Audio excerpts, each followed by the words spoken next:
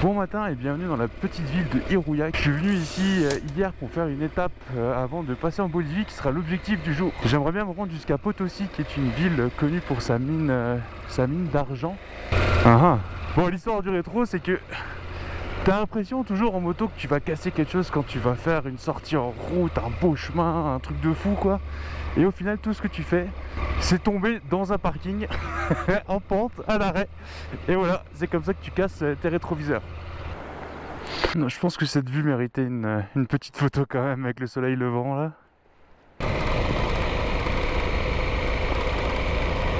C'est même des veilles de Windows XP là, les collines, vert, pas d'arbres, rien du tout.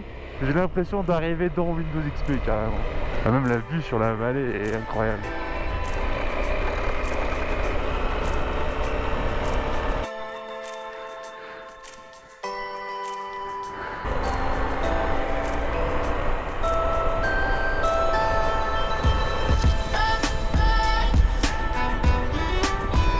Oh Jésus, c'est pas aussi pire hier.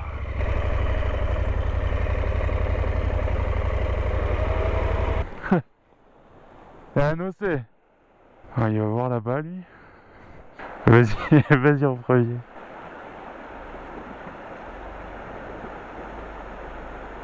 Il y a quand même un peu de fond quoi. Alright, here goes nothing. Oh!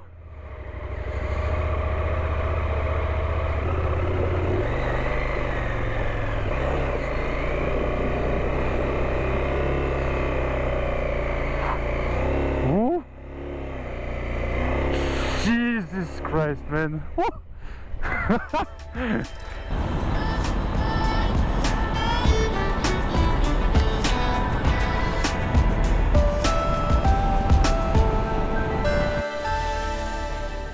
On est à la Cuyaca, la ville frontière avec la Bolivie. Je viens de faire le plein au ras-bord du réservoir, puis j'ai rempli mon sac d'essence aussi au complet, parce que la situation avec l'essence en Bolivie, des fois c'est un peu compliqué d'obtenir de l'essence en station essence quand on est un étranger. Par sécurité, je me suis... j'ai tout blindé, j'ai tout rempli.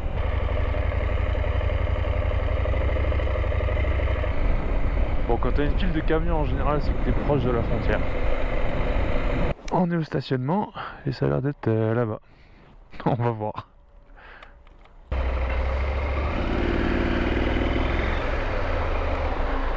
Voilà. Et voilà, après 2 heures de galère, bienvenue en Bolivie. Il y a juste la partie des douanes boliviennes qui était super longue, qui s'était trompé dans mon numéro de passeport, puis ils pouvaient plus me refaire rentrer avec la moto, puis voilà, un bon bordel. Mais 2 heures plus tard, on est en business. Donc maintenant c'est direction Potosi. Après être sorti de la ville, ça va être pas mal juste de l'autoroute aujourd'hui. Mais je suis content, un nouveau pays, des nouvelles choses à découvrir, des nouvelles choses à faire. Ça va être super.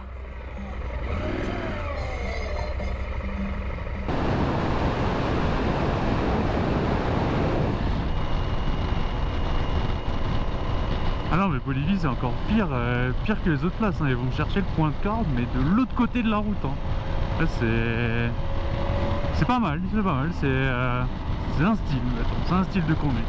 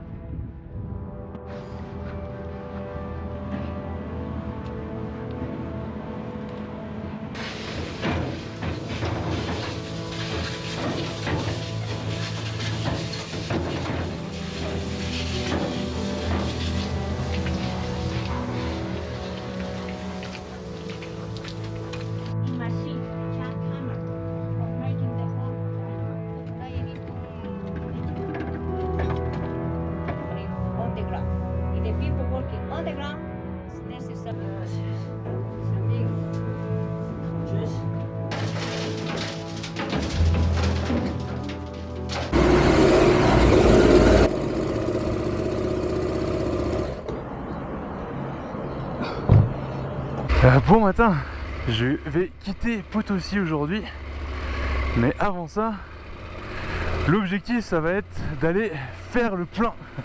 Il ne reste plus grand chose. J'ai vu qu'il y avait une station essence en ville qui vendait aux étrangers. Je vais juste espérer qu'il n'y ait pas trop de monde et qu'il n'y ait pas la queue. Puis ensuite je vais prendre la route vers Sucre.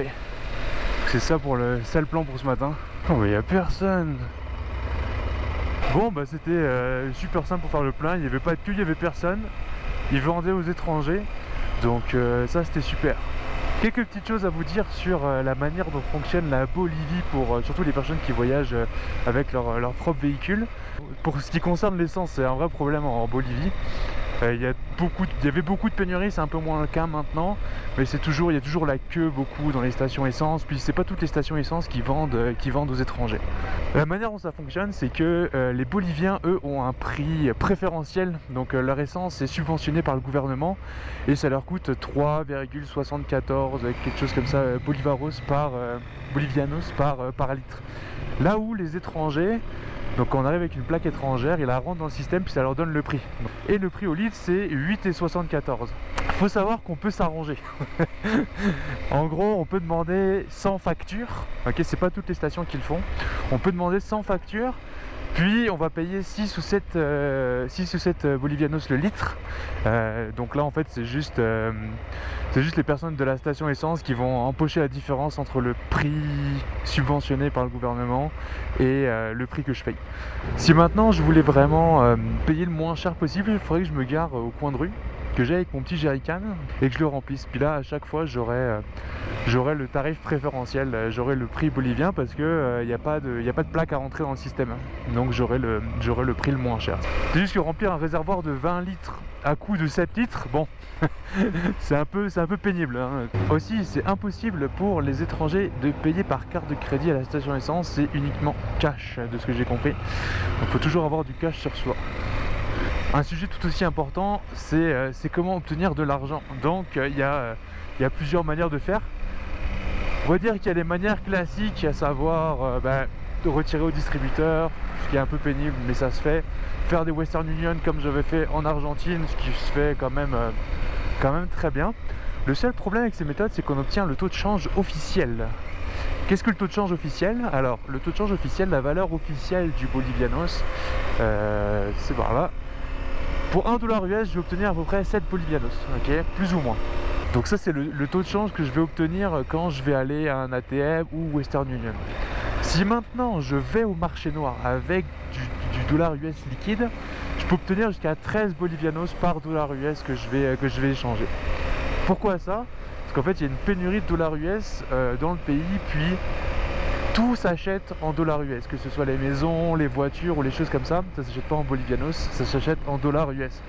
Donc vu qu'il y a une pénurie, les gens vont vous acheter les dollars US au-dessus du prix du taux de change officiel pour pouvoir en avoir tout simplement. Donc c'est vraiment problématique pour les gens qui habitent ici, mais par contre moi évidemment ça m'avantage parce que j'obtiens quasiment 2 fois plus d'argent qu'à une banque normale.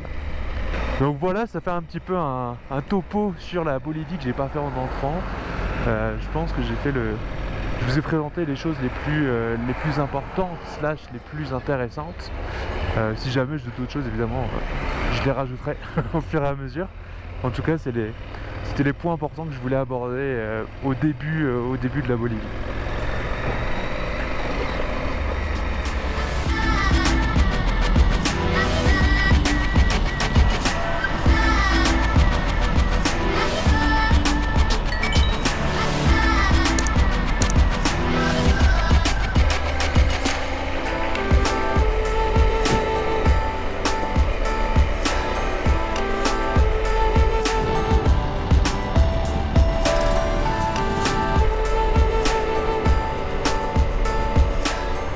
Bon matin, bienvenue à Sucre.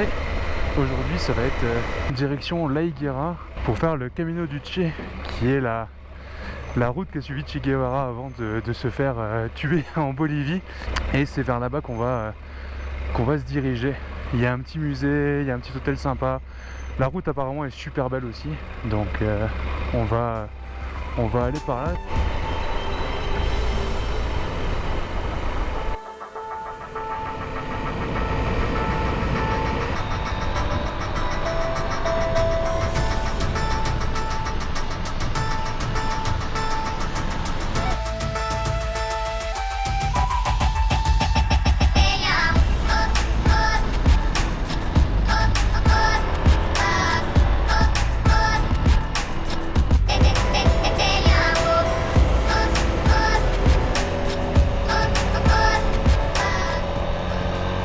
exemple, tu vois, il ne pouvait pas me prendre, il peut pas vendre d'essence à une plaque étrangère, donc ils m'ont demandé de me mettre à côté puis ils remplissent un jerrycan. Ahí está la...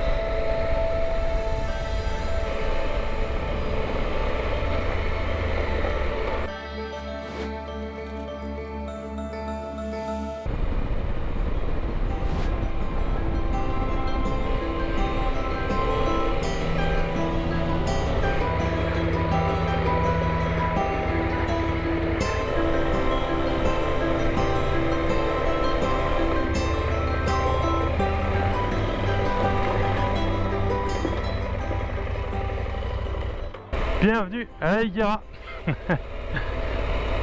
Quel beau chemin pour y aller. Quelques petites galères, mais très très bon, très très belle vue, très beau paysage, magnifique.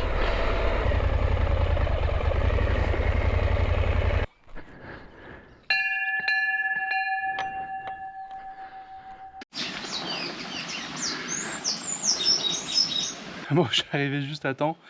Il a commencé à pleuvoir quand j'ai garé la moto, donc le timing était parfait. Et donc là, j'ai ma petite chambre pour moi. Il y a aussi un petit musée en ville où je vais aller après. D'abord, je vais me changer, je vais enlever mes habits de moto, puis après on ira là-bas.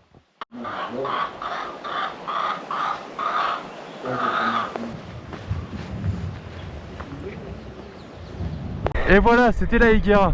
Bon, je suis un peu déçu. La personne qui s'occupe du musée, elle n'était pas au village et personne d'autre a les clés. Donc malheureusement, j'ai pas pu le visiter. L'hôtel où j'étais est tenu par deux Français. Leur fils ce matin m'a emmené, moi et un autre client, au mémorial du Tché qui est perdu un peu dans la forêt. C'est à peu près 1h30 de marche aller-retour. C'est environ à l'endroit où le Tché a été blessé par les forces boliviennes avant d'être capturé. Aujourd'hui, je vais me diriger vers Santa Cruz normalement. Je devrais avoir le temps de m'y rendre avant la fin de la journée. Donc c'est là que je vais aller pour passer la nuit et planifier ce que je vais faire dans les jours suivants, parce que j'en ai vraiment aucune idée. Je sais pas encore exactement où je veux aller, ce que je veux faire. Donc il faut que je prenne un peu de temps ce soir pour regarder ça. Salut, Antoine du futur ici. Alors, j'étais pas très content de comment ça rendait l'animation de la carte, donc ce que j'ai fait, c'est que j'ai acheté une carte de la Bolivie, puis je vais te montrer où est-ce qu'on était dans la vidéo.